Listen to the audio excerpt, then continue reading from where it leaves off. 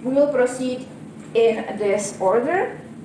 Professor Maurice Smith will introduce our esteemed speakers, Bryan Palmer and Jack Heyman. Then they each have 30-minute discussion and presentation of video clips. After roughly an hour, we will switch to discussion period for about another 60 minutes. So please give warm welcome to Maurice Smith, who will introduce us. Okay, thanks, Karen. I just want to give a special thanks to Jonah Butovsky, the director of the Center for Labor Studies, for his special efforts in organizing this meeting, arranging financing, especially the sponsorships, which is crucial to the ability of our ability to bring Jack Heyman in from all the way from San Francisco. It's a little bit expensive, even this time of the year, believe it or not. So thanks a lot, John. So this is the second forum that the Brock Socialist Club has organized to discuss the Occupy movement, its potential and its limitations, as well as the economic and social and political conditions to which it is a response. The first was in October when we featured speakers from the Party of Socialism and Liberation, as well as the International Bolshevik Tendency, who were active in the Occupy Rochester and Occupy Albany movements. The Occupy movement, as an international phenomenon, was cresting around that time. But we know, of course, that it has since receded, partly due to the onset of winter, but also due to a significant amount of state repression. But one place where the Occupy movement has continued to have a real presence and impact has been the west coast of the United States. The involvement of Occupy Oakland, Occupy Portland, and Occupy Seattle, and the struggle of the International Longshore and Warehouse Union to keep the recently opened Longview port facility in Washington State unionized is especially noteworthy. This struggle, in which one of today's speakers, Jack Heyman, has been involved, raises a host of important questions about Occupy, about the Occupy movement, the future of the labor movement, and the kinds of struggles required to really change the world. Now, in a very general sense, the Longview struggle points, I think, towards the need for a revival of what might be called the spirit of 1934. So what exactly is the spirit of 1934? In the US, that year saw the eruption of three major labor struggles, each of which helped lay the basis for industrial unionism in the US and Canada. Significantly, each of these struggles was led by Reds, militants who identified themselves with a struggle not only for union rights, but for a socialist world. So the spirit of 1934 is more than just a spirit of militant unionism. It involves a perspective of fundamental social transformation, which regards the construction of a new class struggle leadership for the unions as central to the struggle. Both of today's speakers, I think, are uniquely qualified to draw some of the major lessons for today's struggles of the three big citywide strikes of 1934. The Toledo Auto Light strike in Ohio that helped pave the way for the rise of the United Auto Workers, the Longshore strike in San Francisco, which laid the basis for the ILWU, and the Minneapolis Teamster strike, which initiated the Teamster organizing drive in the Midwest and transformed the Teamsters into an industrial union in the 1930s. So prior to his retirement last year, Jack Heyman had been active in the labor movement for some 40 years. At first in the National Maritime Union, and from about 1980 on in the International Longshore and Warehouse Union. He is, in my opinion, one of the most remarkable union militants and radical political activists of his generation. In both the NMU and the ILWU, Jack's orientation has always been to build rank-and-file class struggle currents within them. Unlike many other union militants, Jack's activism has not been confined to winning better contracts for the workers, better working conditions and wages and so on, as important as all that undoubtedly is. What has really distinguished his union activism has been his initiatives to demonstrate the power and potential of the trade unions to disrupt the machinery of capitalist oppression in profound ways. To cite just a few examples. In 1984, Jack helped organize a union boycott action of the South African ship Ned Lloyd Kimberley in protest against the racist apartheid system in that country.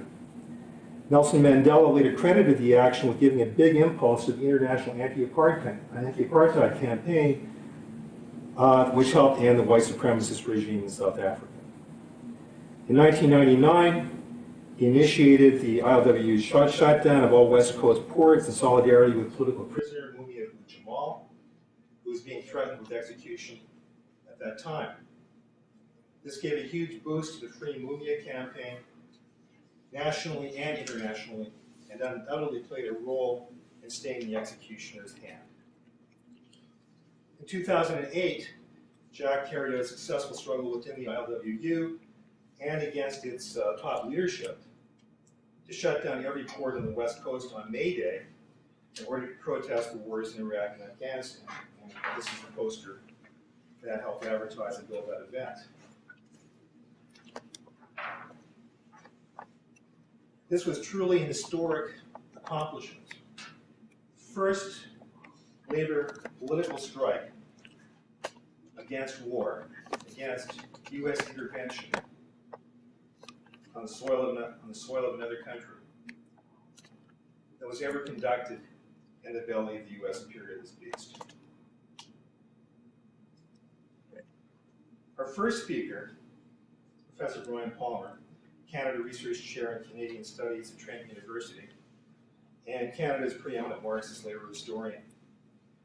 In addition to editing the highly regarded labor studies journal Labor Le Travail, Bryan has authored about a dozen books on labor history and related subjects. He'll soon be publishing the second volume of his biography of James Buchanan, one of the founders of both the American Communist Party and the American Trotskyist movement. Bryan just told me that he's actually just completed another manuscript which he's trying to find a publisher for that deals exclusively or specifically with the Minneapolis Teamster strike in 1934. Cannon, the subject of his what I would call magisterial biography, was a key figure in the events of 1934, and cadres of his group, his organization at that time, the Communist League of America, actually played the leading role in the Minneapolis Teamster strike that year, with Cannon playing a key advisory role. So before I turn things over to Bryan, please join me in giving him a warm, and Jack a warm welcome. Brock.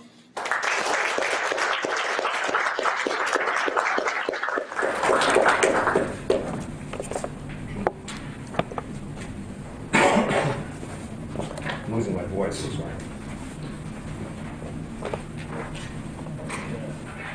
Well, thanks very much to Murray for that introduction, to the Brock Socialist and other sponsors for putting on this talk. It's really an honor for me to share a podium with Jack Heyman, who I agree with Murray has had an exemplary life as a class struggle militant, and I'm very much looking forward to hearing what he has to say to all of us this afternoon. I really wanted to kind of just, in some senses, set the stage a bit and talk about social protest in the age of Occupy. I wanted to commence with two moments. One, 1989 and the fall of the Soviet Union, which was, of course, proclaimed by bourgeois pundits as the end of history. This, with the fall of the collapse of actually existing socialism, Stalinism, supposedly capitalism was now triumphant, and capitalism had won this battle, this world historic battle over socialism. Of course, what's most interesting if we look back on that 1989 moment, that proclamation of the end of history is what happened. Well, we had this ideological proclamation, which was then followed by 2 decades of intensifying capitalist crisis. The 1990s, currency collapses in the Far East and in Mexico. The European Union and the Canadian and US economies facing escalating unemployment and deindustrialization, which were complicated, of course, by fiscal recklessness and financial markets collapsing in the subprime mortgage crisis of 2008. We've very seldom seen a proclamation of victory followed by such a kind of intense period demonstrating, in fact, not the defeat of capitalism, but capitalism's inability to sustain its proclaimed ideological victory. And so what we saw in this period is the demonstration, time and time again, that when the rich rob the poor, it's called business. When the poor fight back, it's called violence and anarchy. When the poor need a helping hand up, it's called welfare chiseling. But when the corporate rich are bailed out, it's called economic stimulus. And all of this happened because in this period reaching from 1973 to the present, capitalist crises have been unfolding at increasingly accelerating paces and with greater intensity. But the sad reality for those of us who are socialists is that capitalism itself is most emphatically not in crisis. And the reason that it's not in crisis is that it has not faced an alternative and oppositional forces that can actually show the masses of people that socialism is indeed possible.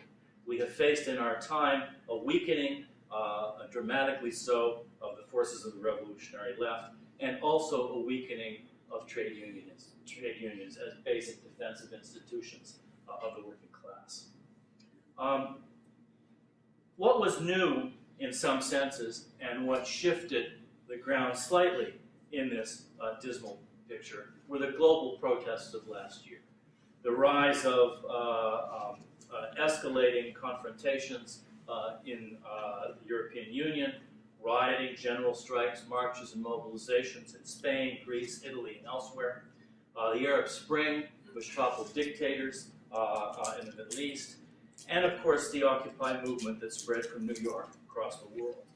So in the sort of long downturn, if you will, of 1973 to 2008, we saw the possibility of new voices of opposition, and we saw the beginnings of challenge to the ideological truculence of capitalism and its established hegemony. Occupy signified, I think, an important breaking out of the culture of retreat and resignation, which had been characteristic of much of the last decades of the 20th century. It was a youthful protest, but not only. It broke many of the chains of resignation and silence in angry refusals and repudiations and rejections.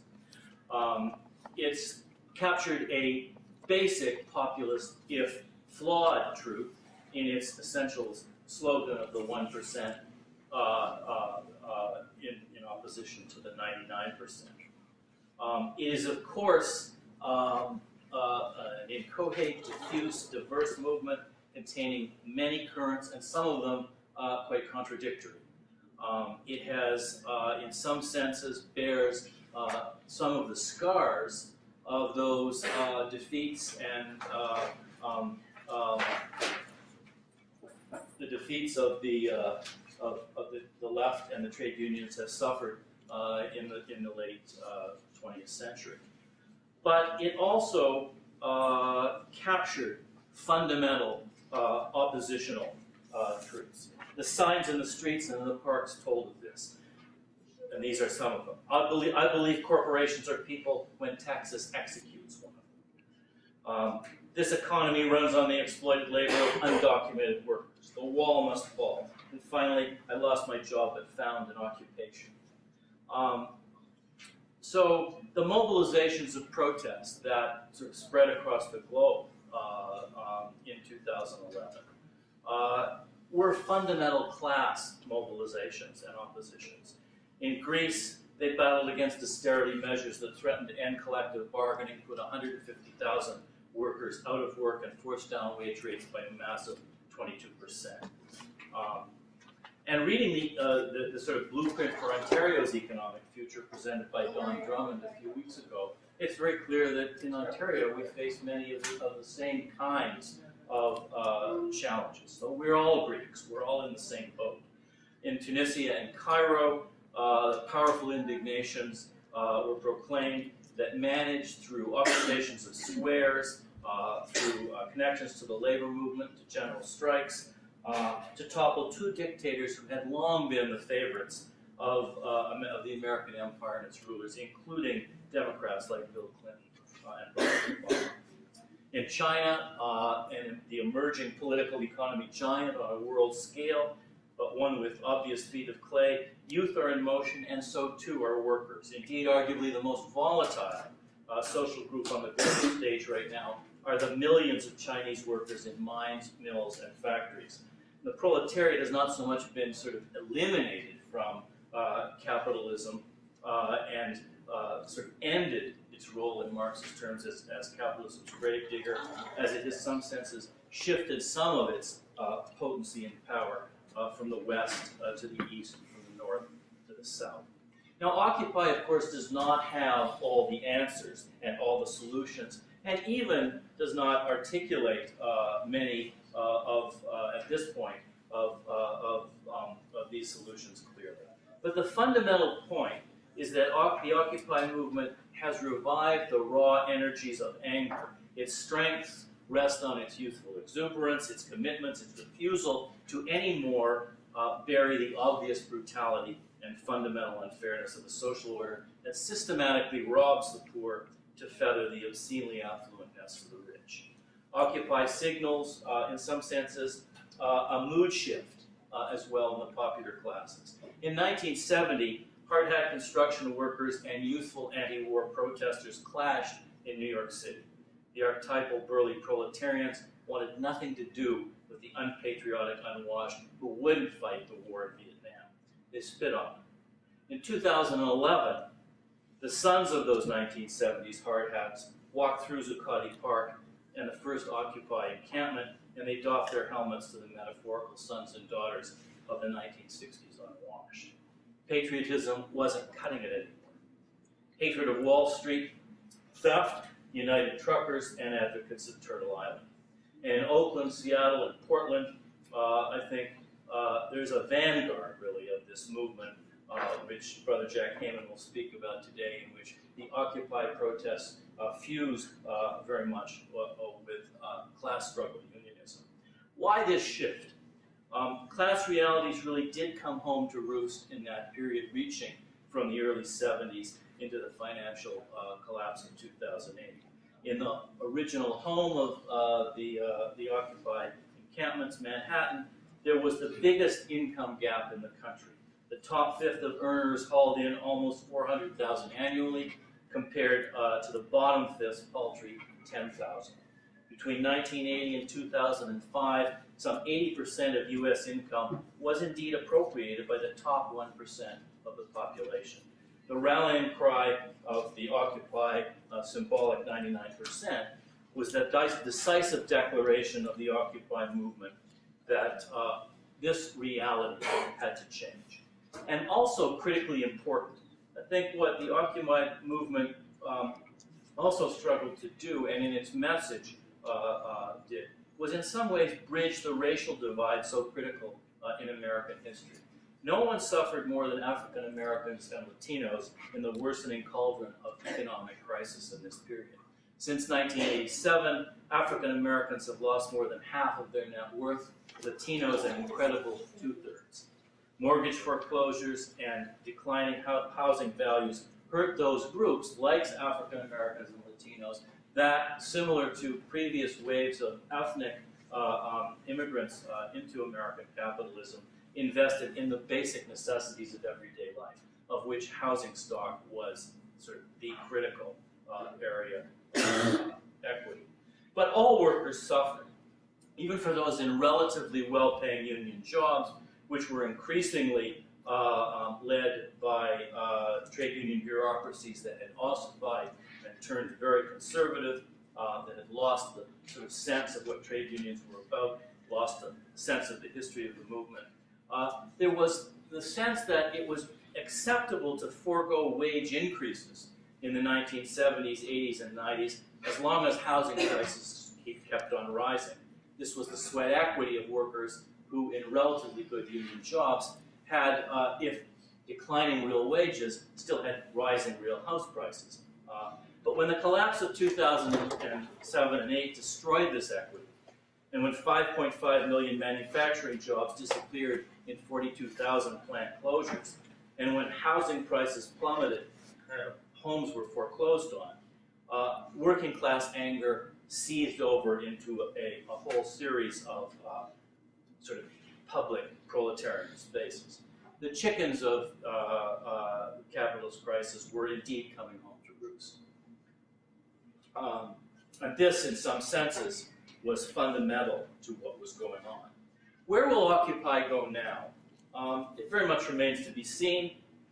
I doubt that it'll be around in 5 years, but if it appreciates its history, if the people who have forged, and the different currents that have forged the Occupy movement, pick up the sort of opportunities presented to them, live through their sort of legacy as part of long histories of class struggle, they will meld into the continuities of protest that see the working class not as a defeated class, but as the measure of humanity's possibilities.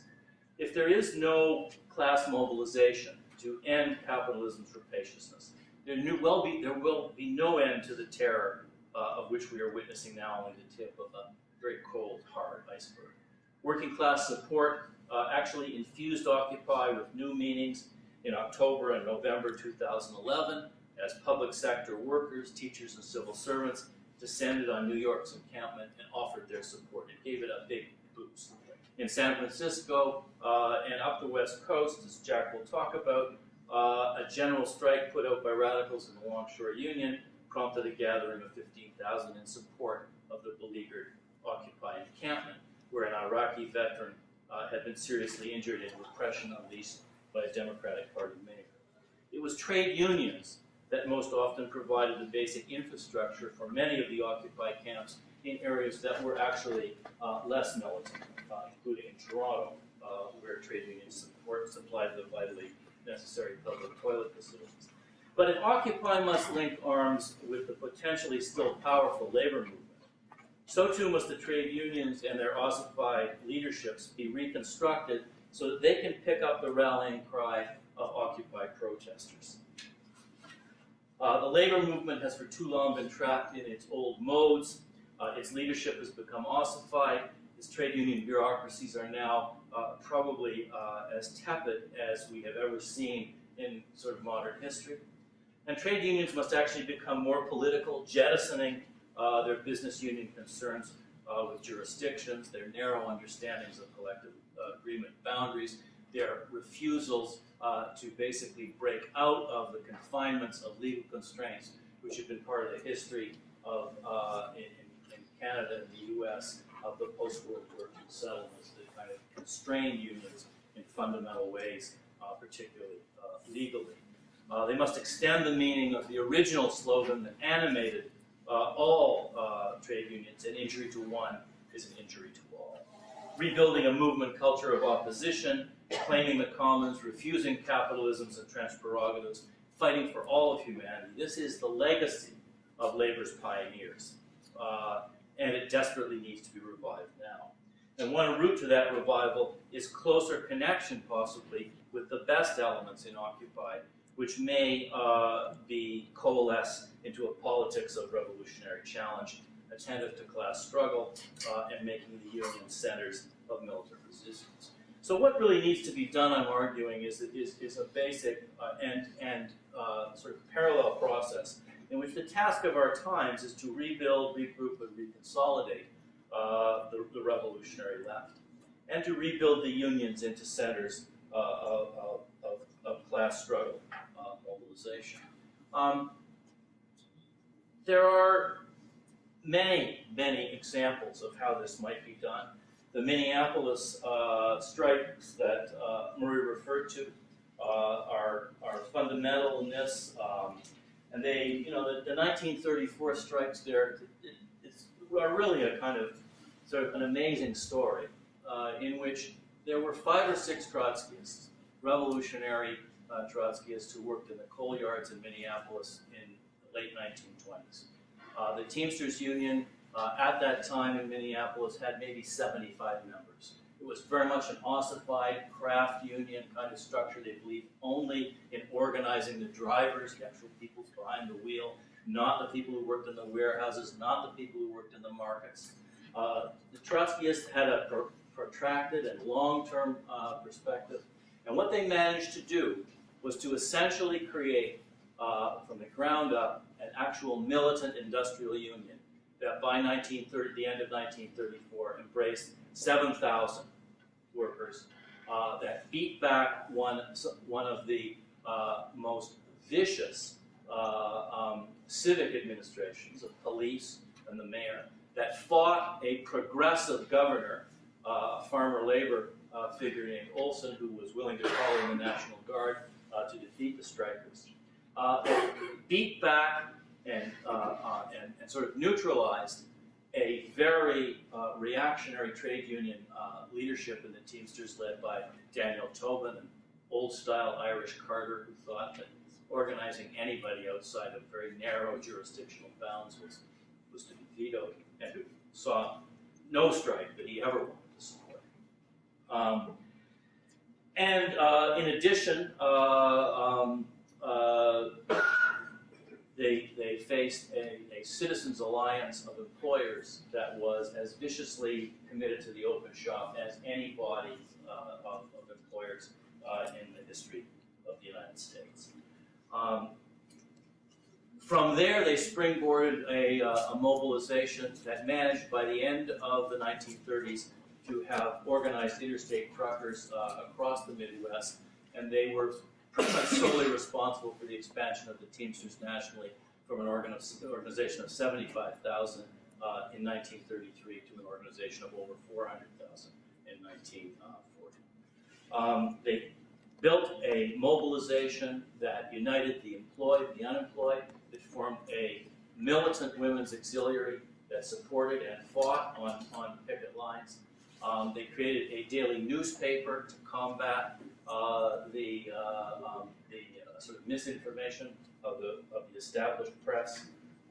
They established a union headquarters and a strike headquarters that was a block long and that encompassed a commissary, a hospital, with nurses and doctors on staff to look after those who would be injured in the battles that they fought. And those battles were quite vicious, quite violent. Strikers were killed, as were special deputies, and many, many more were injured. So this is a kind of heroic battle that does show what can be done. And I think increasingly, too, in our times, when we hear so much about how it is impossible to fight back under the conditions that we face, if you look back and look at the conditions that those workers and that revolutionary leadership faced in 1934, to me, it's just their times were actually much tougher than ours, and yet they managed to create a major advance and win a major victory.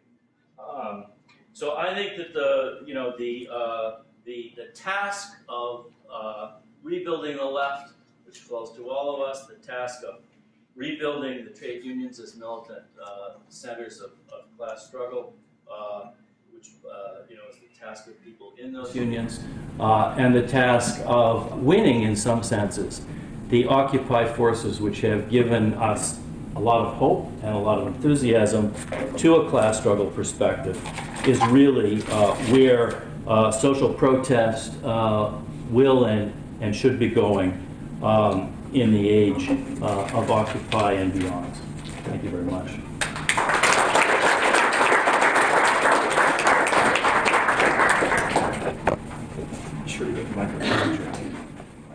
I'm honored to be here this afternoon speaking with Professor Murray Smith and Bryan Palmer, both heroes of mine, and I would say that we're on different fronts in the same struggle. They're in academia, and I'm out there on the trade union barricades. I want to dedicate my remarks to begin with a long-time friend and comrade of mine who was involved in many of the struggles I was, Bill Savory, who just died last year. His father was a feisty Irish fishing boat captain out of Plymouth, Massachusetts, who led a very important fisherman's strike back in the 50s during the McCarthy period. And he stood up to the red bedding during that period and led a very militant struggle. And his mother, who came from the other side of the tracks, came from a very bourgeois Protestant family in Plymouth, whose family owned the factory that made the lines for the fishermen. So out of that cauldron came Bill, full of conflicts, and he was always rebellious. His parents wanted him to go to Mass Maritime to become an officer. That lasted 1 year. When he was on his first tour as an officer, studying to be an officer, he was late coming up the gangway. He was not back in his room one time, and the officer stopped him at the head of the gangway. Bill had a few drinks, and he said, "Son, you're late. You can't be an officer in the Merchant Marine and conduct yourself in this way." And Bill's response was to haul off and slug him. So he was out of Mass Maritime very quickly, and he still loved the sea, and he joined the National Maritime Union, which is where I met him. We sailed many years together. We fought an ossified, right-wing, anti-communist trade union bureaucracy for years. Sometimes, in fact, once up in Massachusetts, I remember, Bill was small in stature, but he had a big heart. The bureaucrats didn't like that, and he got off a ship once late at night, and they beat him up pretty bad. But he wasn't afraid. He never backed down in the face of those kind of physical threats. And that's the kind of quality that you need in a fighter for the working class. And Bill was there when we organized an important strike on the West Coast that ran against Crowley Maritime in 1987. He also supported the anti-apartheid struggle in 1984. And just before he died, he was there for the first ever strike in the United States, a coastwide strike, shutting down all ports on the West Coast to demand an end to the imperialist wars in Iraq and Afghanistan. So it's tough losing a good friend and comrade like that, but the struggle continues. I'm retired now from the Longshore Union, but not from the class struggle. And so what I want to try to present tonight is that even though things may look bleak, there is a class war in North America, in Canada and the United States. It's one-sided. The employers, by and large, have been kicking ass for the last 60 or 70 years. And I would trace that back to the McCarthy period, with the passing of anti-labor bills, like the slave labor the Taft-Hartley bill, which banned communists and leftists from holding office, which banned solidarity strikes, which monitored every move that the union made financially and so forth. It banned mass picketing. Everything that built the unions in the 30s was made illegal with the Taft-Hartley bill. And so you see like struggles today, like recently there was a struggle at Caterpillar. I was talking with some of the guys at lunch about this. There was no struggle against the employer. It was basically a capitulation. Everybody lost their jobs there. I think the plant is moving down to Indiana or something like that. You've got a struggle now going on against Rio Tinto, one of the largest mining companies in the world. We had a strike against them a couple years ago. The only way that labor can challenge the power of international capital is by linking up internationally themselves. Rio Tinto is based in the United States. As I said, we had a strike. We were locked out by them in 2010, 2 years ago. Now they're locking out the workers here in Canada. They've taken away land from Aborigines in Australia, from the local people in Africa. And the only way for workers to fight back is to begin to organize internationally. And we saw the semblance of that with the Liverpool docker struggle in 1995 that started, and it lasted for a couple years. Those workers did a brilliant thing. They revived the whole idea of internationalism within the workers' movement. They were locked out in Liverpool, England, and they spread their picket to the east coast of the United States. That had never been done in decades. And lo and behold, the ILWU, which is not a radical union, honored their picket lines. And that spark resonated. It really spread to other dock workers' unions. And so it's that kind of a struggle that, although they lost that struggle, they showed the way.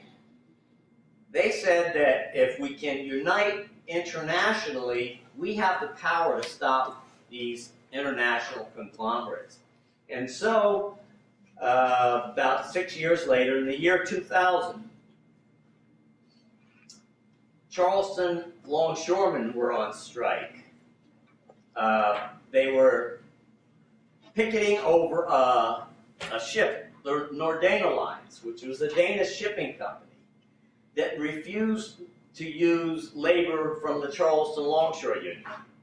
The South being a right-to-work state, they went to a non-union, a scab outfit. Now, the Longshore Union in Charleston is predominantly black. No, it's all black. Still segregated to this day.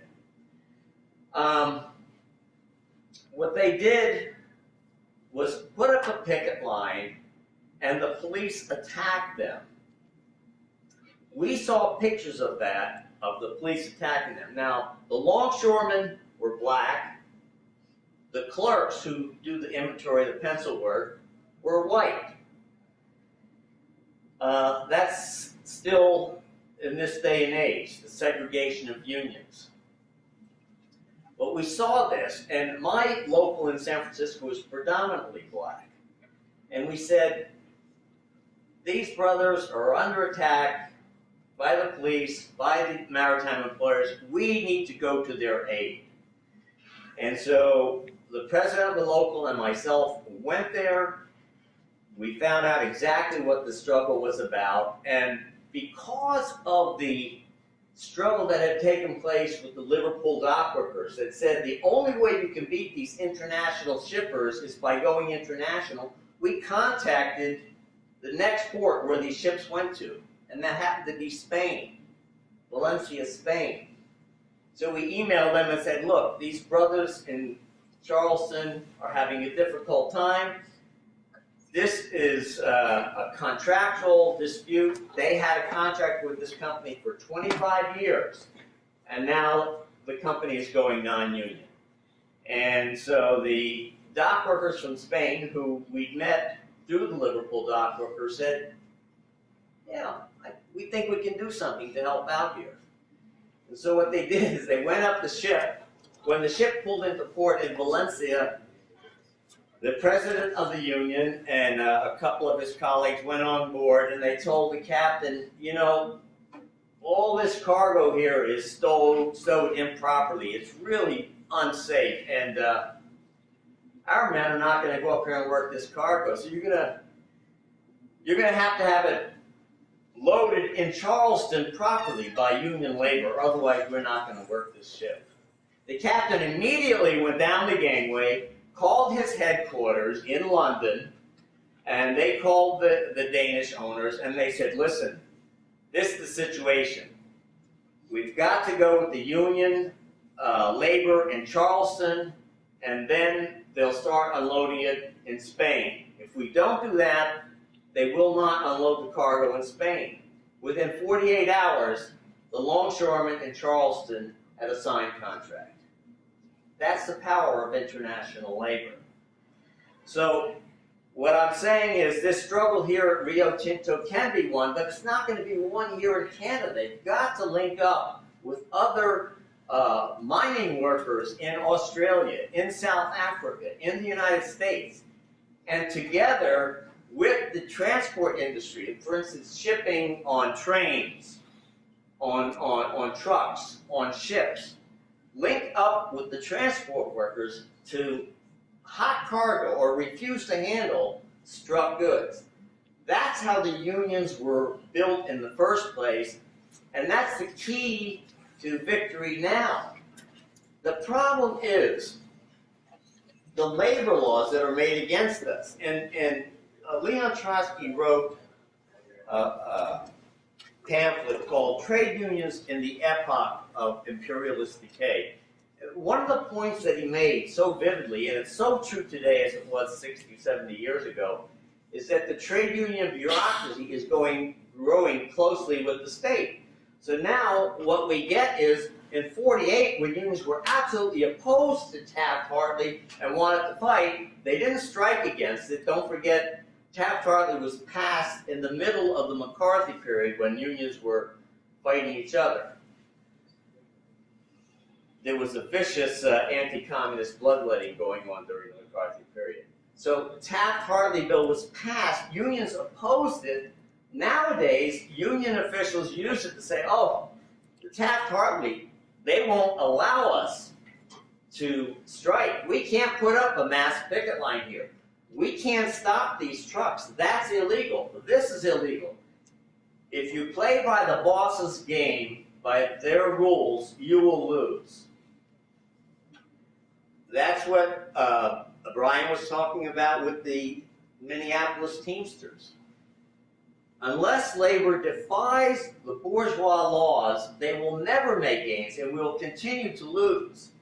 And so I wanted to show a video in a few minutes about what's going on in Longview, because the one unit would really survive the McCarthy period intact in the United States was the Longshore Union, the West Coast Longshore Union, the International Longshore and Warehouse Union. And we survived because although the bourgeois government of the United States attempted to jail and deport leaders, leftist leaders, communists, and the leader of the ILWU, Harry Bridges, admitted he was a Marxist. He made no bones about it. He said he was a wobbly, a syndicalist when he was a young man. But when he saw the workers' revolution in Russia, the Bolshevik Revolution, he saw that workers could actually take power and run their own country, run society. That inspired him. And the key to deporting somebody is you have to prove they're a member of the Communist Party. That he always denied. And so they attempted, though, 4 times to deport Harry Bridges for being a communist. And each time our union successfully defeated that effort. They knew behind it each time that if they did deport him, every port on the West Coast would be shut down. Shipping would come to an end. And so we successfully defeated that effort. But nowadays, these scurrilous trade union bureaucrats use the Taft-Hartley Act in order to not wage class struggle against the employers. And so that's one of the reasons why, or the main reason why, the class war has been all one-sided for the last 60 years or so. Before I get into this little clip, it's just a short clip, I want to talk a little bit about Occupy. Bryan talked about it a bit, but, and I agree with your analysis that it's inchoate, there are different tendencies, they're undeveloped, it's very raw. But in one regard, they're much more advanced than we were in the Bay Area and in the United States in the protest movements that we had years ago. It's much more advanced than the free speech movement was at Berkeley. And I'm speaking now about the Bay Area, which is, if there's any hotspot in the U.S. For leftists, for activists, it's the Bay Area. So Occupy is much more advanced than the free speech movement was. We had our anti-HUAC, which were that was the House Un-American Activity Committee during the McCarthy period. We had protests there.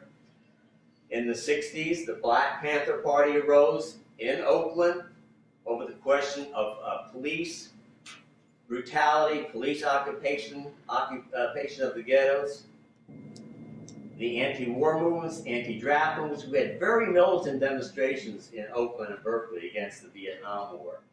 But what set the stage for all that really was 30 years before, when there was a maritime strike in 1934 that was led by Reds. I think it was Murray, I forget Murray or Bryan. One of them said there were 3 important strikes in 1934. They were all led by Reds. One was the Autolite strike in Toledo, Ohio. The other was the Minneapolis strike led by the Teamsters, and the Longshore strike in San Francisco that included the whole West Coast eventually, and it was led by people influenced by the Communist Party. So in 1934, we had a strike that shut down all the ports on the West Coast. Police opened fire on strikers. 6 strikers were killed. In San Francisco, the 2 strikers were shot in the back in cold blood. That provoked a general strike. And you should have seen the headlines in the newspapers. It was Bolshevik Revolution coming to America. These anarchists are out of control. They're going to destroy our country. All this red baiting against the longshoremen and seamen who were striking. And they declared a general strike, and on July 5th, which is when what we call Bloody Thursday, that's the day we commemorate those martyrs. Everything is shut down, and was shut down in 34, and we marched through the street, about 10,000 seamen and longshoremen marching through the streets. And the papers were saying there were going to be riots and there's going to be a revolution, but there was real proletarian discipline. We marched rank and file down along the Embarcadero, down Market Street, and won the sympathy of the public because they saw that we were fighting for our rights, we were fighting for the right to share jobs in the midst of a depression on an equal basis. Black and white, all nationalities, without the employer being able to pick their favorites through nepotism and favoritism. And it was a powerful expression of workers' power. That strike, that general strike, and the strike that covered the whole West Coast, laid the basis for the culture in the Bay Area, a culture of protest, of defiance against capitalism. So that when we had this strike in 08, or against the wars in Iraq and Afghanistan, or when we did the anti-apartheid action, or when the Black Panther Party was formed, there was that feeling of rebellion in the Bay Area. It exists today. It's in that context that Occupy Oakland is having tremendous success. The New York Times says, Occupy Oakland is in the vanguard of the Occupy movement. Why? It's not that they stand alone and they're the most militant. They link up with the labor movement, a militant labor movement. On November 2nd of last year, they called for a shutdown of the Port of Oakland. They worked with rank and file longshoremen. One of the demands was support to the Longview longshore struggle. We'll see a clip on that in a few minutes. The other was to support the port truckers, the majority of them Mexican-American port truckers in Los Angeles. So it was around those two demands, plus the police in Oakland attacked the encampment of Occupy in front of Oakland City Hall. And I think many of you have seen the bloody images of one young man, Scott Olson, an Iraq veteran who did two tours of duty in Iraq, only to come home and be brutalized by the police in Oakland. He got hit in the head with the tear gas canister. That was the exact same way one of the strikers in 1934 was killed, by a police tear gas canister that struck him in the head. Scott became a symbol of resistance. And already it was a militant Occupy movement. They had demonstrations through the streets of Oakland calling for death to capitalism. Long live the Oakland Commune. So no wonder the New York Times calls them the vanguard of the Occupy movement. But they're tied to class struggle in the trade unions. And this event on November 2nd was nothing short of spectacular. If you can imagine 30,000 people marching into the port of Oakland. It's never happened before. Never ever happened. And I know the figures are accurate because one of the members of the Inland Boatmen's Union that works on the ferry boats, you have to count passengers as they go on the ferry boat so you don't overload the ferry boat. And he was there with his counter, counting wave after wave after wave of people coming into the port. So it stunned the ship owners. It scared the hell out of this company, Export Grain Terminal, EGT, up in Longview. And it set the basis for real class struggle once again. So what I'd like to do now, that's kind of a background of Occupy Oakland. I want to move to, well, let me do one more thing. On December 12th, they called another action. Now, the union bureaucrats in the ILWU were running scared. When they saw the November 2nd action, nobody has seen anything like that. And mind you, these bureaucrats know nothing about organizing job actions of dozens of workers, much less 30,000 people taking over a port. When I say take over a port, I mean the cops were there on their motorcycles and they took off when they saw waves and waves of people coming into the port. What could they do? They were helpless. They couldn't do anything. So the union bureaucrats, likewise, were running scared. Occupy, on the other hand, was feeling their oats. So on December 12th, they called for a shutdown, not just of Oakland, but of Seattle, Portland, Longview, where the struggle against EGT was taking place, and Oakland, and also LA. And the union bureaucrats freaked out. They decided to draw the line. That's it. They can't tell us what to do, the bureaucrats were saying. We run the ports. We're not going to have any outsiders, any third parties, as they put it, telling the longshore union what to do. Well, what they were trying to do was say, look, we're in solidarity with your struggle. if you go by the rules of the bosses that you can't have mass picketing, you're not going to win that struggle up in Longview. We need to shut down every damn port on the West Coast to win that kind of a struggle. That's what Occupy was saying. The union officials went on TV, they went on the internet, and the presidents of the different locals said, our members are not supporting this, we run the ports, Occupy is not part of the labor movement. And what happened on December 12th was in some ways actually more significant than what happened on November 2nd. Because you had the trade union bureaucracy opposing a militant action in solidarity with Longview longshoremen and with port truckers, by the way.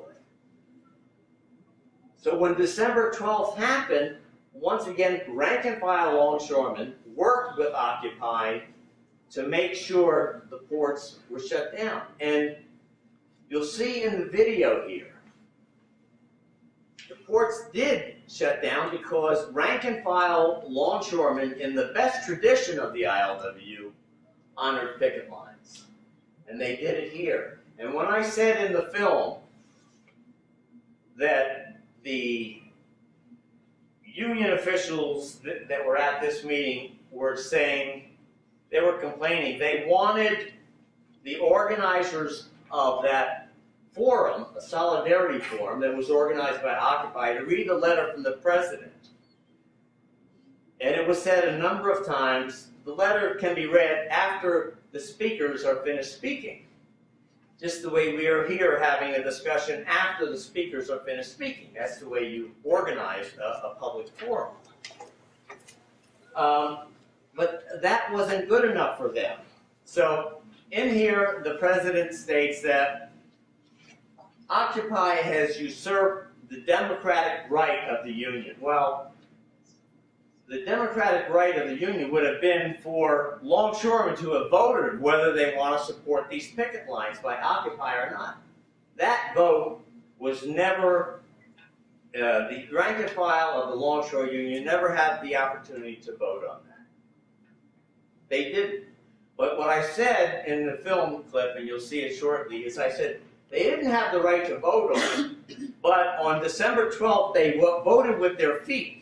And in port after port, in Seattle, in Portland, in Longview, and Oakland, the longshoremen honored the picket line. And that's when the bureaucrats went crazy and disrupted this solidarity meeting organized by Occupy at the Labor Temple in Seattle for the Longview longshoremen. So let's take a look at this. It's a short clip. All the speakers here, well, 6 of the speakers are rank and file longshoremen. One of whom was from Occupy. Now these people are all from Longview, and they were acknowledged at the beginning of the forum and given an applause for their courageous struggle. They've been blocking grain trains, and they actually went in and occupied the EGC facility. And this is how the police responded. That was a former vice president leading the pack, attempting to disrupt, and they did disrupt the meeting for quite a while. I want to wrap up my remarks and make it very succinct in saying that the Longview struggle is now over. The international ILWU bureaucrats negotiated a contract with EGT after the tremendous struggle that was waged by longshoremen from the Northwest coming down, shutting the ports down, occupying EGT, being arrested time and again, men and women. They finally went into negotiations. And what happened was there was an armed Coast Guard cutter and helicopters. This shows you the role of the bourgeois government, always on the side of the employer, escorting the first grain ship down the Columbia River to the port of Longview. The Democratic governor of Washington was scared to death that there was going to be a bloodbath there. And these workers in Longview said, we have no options. We have to win. They're trying to bust the union. And they were intent on giving it their all. The governor was right. There would have been a bloodbath. The problem is all the weapons were on one side, so it was the workers that would have taken the brunt of that police repression. She didn't want to see that because the elections are coming up, and the Democrats cannot pose as friends of labor if they send the military and the police against striking workers in the midst of a capitalist crisis. And so she intervened and told the employers at EGT they have to sit down with the union and negotiate. So the International, after this tremendous, courageous struggle by men and women of Local 21, ended up negotiating a concessionary contract, which we rank and file longshoremen are going to address in a bulletin called Snatching Defeat from the Jaws of Victory. Because the rank and file waged a tremendous class struggle here, only to have concessions be imposed on them by the trade union bureaucrats that wanted to comply with Taft-Hartley, they were scared to death of the federal courts, the fines, and just wanted to get it over with at any cost. So the one thing we did get is we protected the jurisdiction of the Longshore Union, but the cost was tremendous. We don't have the hiring hall procedures in place like we do in other ports, where jobs are shared, they're rotated. Remember, I told you about the 1934 strike that won the hiring hall. The employer has the right, they gave them the right to pick their own select workers, separate from the hiring hall. Although they are ILWU workers, they're a select pool of workers. If there are 3 illegal work stoppages, and Christ, we have what's called illegal work stoppages all the time on the West Coast. If you have 3 illegal work stoppages, the contract is null and void. The employers can rip it up and hire whoever they want.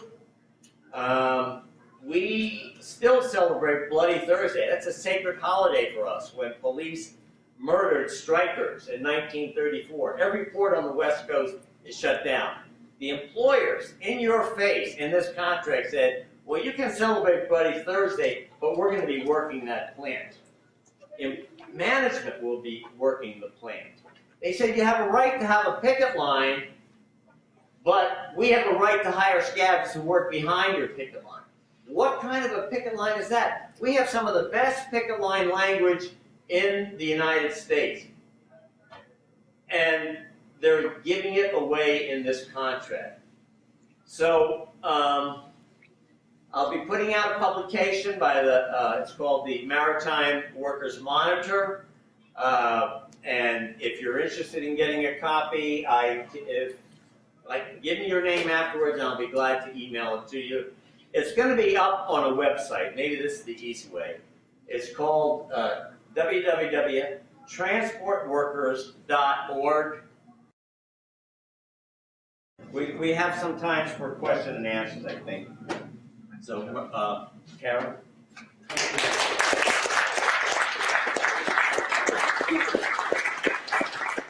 Thank you very much for the payments.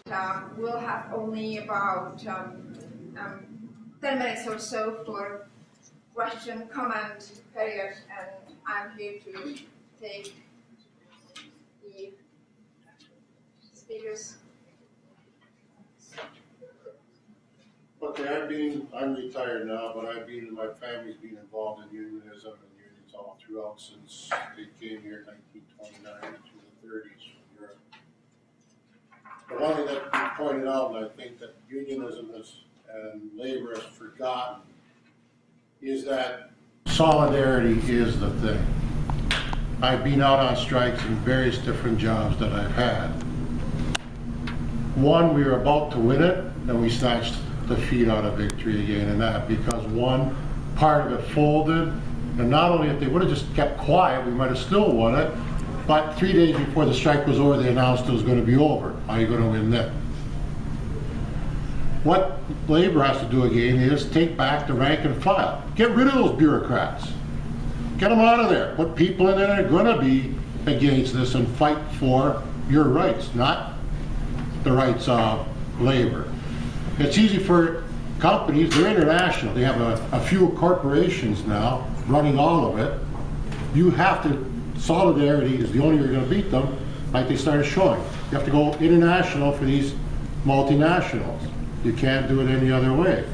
And that's what people have to start pushing for and start getting the word out, as you said. Tell them, have them somehow get rid of that bureaucracy. It's the only way they'll be able to do it. Why has it taken 60 years of not getting rid of Taft-Hartley yet? It didn't take long to pass it. Why has it taken so long to get rid of it? It's still not done, you know. That's just the point. Anyone else? Just want to raise a couple questions. One is what the IMF, the International Monetary Fund, calls, or what Greg Palast calls the IMF riot, which is part of the predicted end goal of a capitalist collapse. So how does Occupy fit into the predictable results of the casino capitalism? In other words, Occupy, anyone can see it coming 10 years away, because that's what happens when you bottom out of the economy. So why wouldn't the controllers be well aware of this protest movement and arrange for it?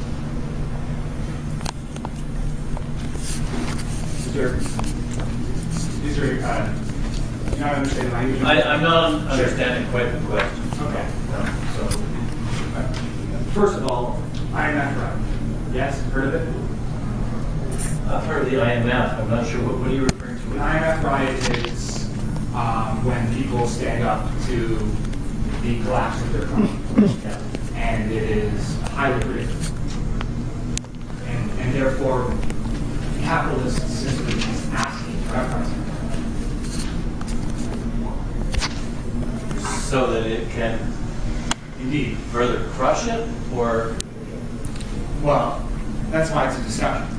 The idea I'm injecting is the dialectic of problem, reaction, solution, thesis, antithesis, and synthesis.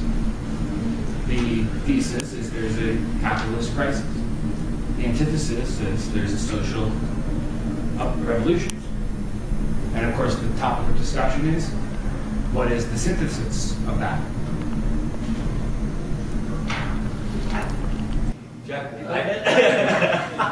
I'm not a professor of economy, but in the one part that I didn't have to answer is I say the thing that's most lacking in the working class struggle is that there is no workers' party that's going to represent the class interest of workers. It would have to be a revolutionary workers' party to unite worker struggles internationally. And ultimately, it would be expropriating the banks instead of bailing them out, expropriating industries like Caterpillar that just says they're closing up shop, and put it at the disposal of workers. So it would be a socialist society. I think that the word socialism is no longer a dirty word, and I think that's the direction we need to be heading in. I suppose if I understand what you're getting at, I think that this notion that capitalism is essentially calling for a response in order to sort of get itself out of a crisis, or to create a situation in which it can suppress those elements that are rising up. I think that I would question the basic premise. I mean, I would question the basic premise that capitalism at this point actually feels that it is in a deep-seated crisis, and is actually worried about the outcome. I think capitalism is as firm in the saddle right now, in spite of the recurrent and periodic crises that it goes through. It's comfortable in its hegemony, in part because it has not had the kind of opposition that you've just been raising about an organized working class and socialist revolutionary resistance.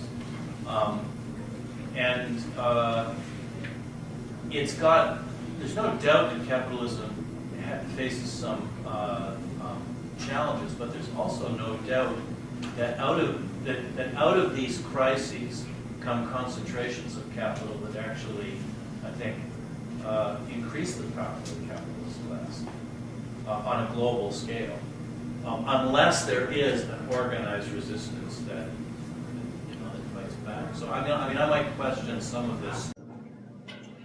I'd like to know how you can talk about changing the unions when there are unions such as the largest private sector union in this country, where the entire process of elections above the local level is completely rigged, and it's absolutely impossible. And I speak for 20 years of experience to attempt to replace anybody in the leadership of, in my case, the CAW, because it's totally rigged. Anybody who even begins to try to challenge to get those positions is totally made into a pariah, is totally mobilized against by a machine that is worthy of any organization you could possibly imagine. It is impossible to transform that organization. It is impossible, and that is not the only organization, but that's true. What needs to be done is the labor movement needs to be rebuilt from the ground up, and the entire strata above the local level needs to be obliterated. And the only person in the labor movement in North America who's ever even begun to set out a strategy for doing that was Stoughton Lind, when he talked about solidarity unionism from below. I'd like a response to that. Well, I guess I'll take it in part. Stoughton Lind, that's a name I haven't heard of in decades. I think he was a pacifist during the Vietnam War days. But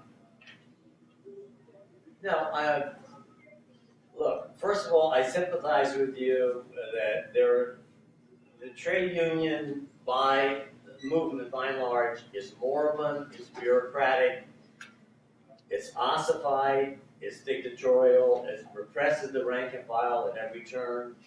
But to obliterate the trade union movement, to destroy it, only plays into the hands of the capitalists.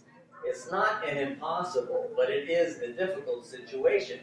The CAW has all different sorts of workers within their ranks, some of whom are longshoremen. And I think the first principle that you have to understand in fighting bureaucracy is that the precondition for independence and democracy in the trade union movement is independence from the state. The first thing that many of workers in my union want to do is they want to sue the union. They want to bring the capitalist government in to decide how to change our union around. It's not democratic. We don't have to vote with this or that. So I don't think you can do it by appealing to the state to come in and straighten your house out. It's not an easy process, but you got to link up with other rank and file workers in other parts of your industry to expose the trade union leadership, and it's going to be sometimes strike actions. It's going to be illegal. You should be putting out a newspaper. You should have a program that points in the direction of a class struggle. But to just simply say we've got to obliterate it, well, then you're starting from ground zero again, and I don't accept that argument. Bryan Palmer wrote an excellent book about the revolutionary left in this country and how do you really change the trade union movement.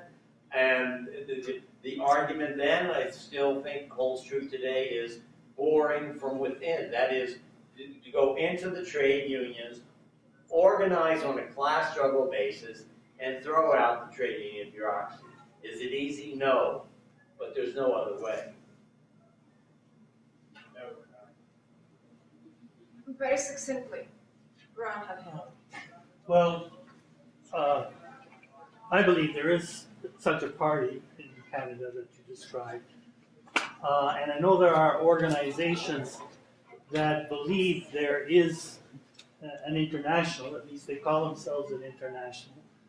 But I don't believe that there is such an international at this time. I know we have our party, I know it's a revolutionary party, but the task of building a new communist international is a task that is a long way from being approached, in my view. It's a lot of work to be done, but building the international solidarity of those workers' struggles, like this current one at Rio Algo that's taking place, may be part and parcel of that.